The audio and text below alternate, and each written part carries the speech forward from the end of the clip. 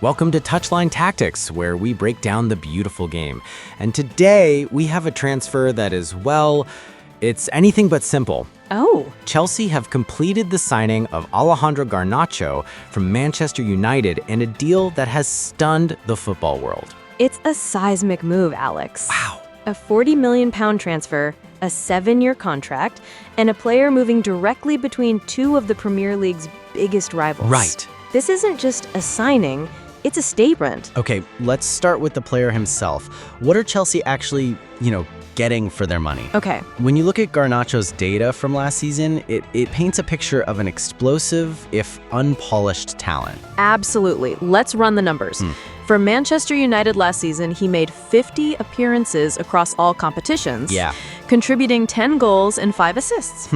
For a player who was a teenager for most of that campaign, those are elite numbers. Right. He was one of the most productive U21 players in Europe. And it's the way he plays that stands out. He's all about directness. Right. His stats for progressive carries and shots are right up there. Okay. He doesn't hesitate. His first instinct is always to attack the goal. But Now, the flip side is a dribble success rate of around 32%, which it does suggest he's still raw. yeah, He'll take risks and, sometimes they won't pay off. and that risk-taking profile is precisely why Chelsea have targeted him. Under their new manager, Enzo Maresca, they're building a fluid attacking system. Right.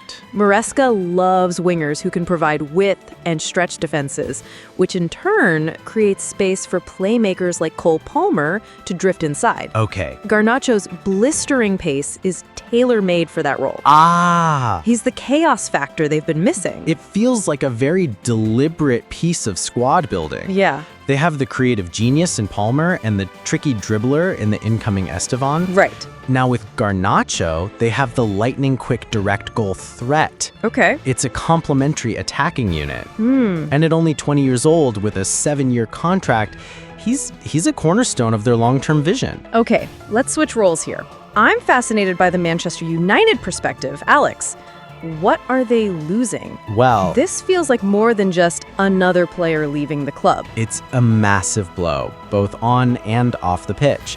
Emotionally, Garnacho was a symbol of hope. Right. An academy graduate who won the FA Cup Youth Cup, broke into the first team, and scored that iconic goal in the FA Cup final against Manchester City. Wow. To the fans, he represented the soul of the club.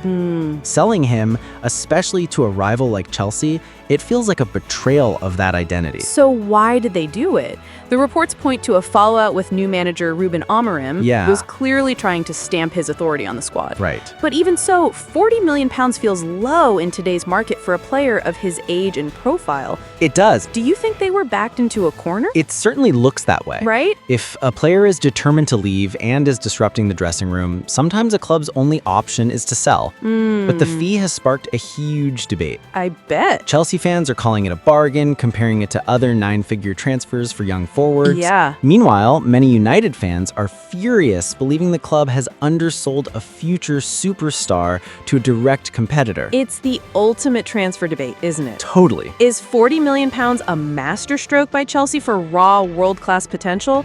Or is this a significant overpayment for an inconsistent winger? Exactly. Will Manchester United regret letting one of their own go? Time will be the ultimate judge on this one. Right. The pressure is now on Garnacho to deliver on that potential at Stamford Bridge, and on Manchester United to prove they were right to let him go. Which brings us to our closing thought for you, our listeners. Now, here's a question we'd like you to think about. Okay. Do you believe Alejandro Garnacho will become Chelsea's next Eden Hazard-level superstar? Or is this a high-stakes gamble that could just as easily become another cautionary tale in the transfer market?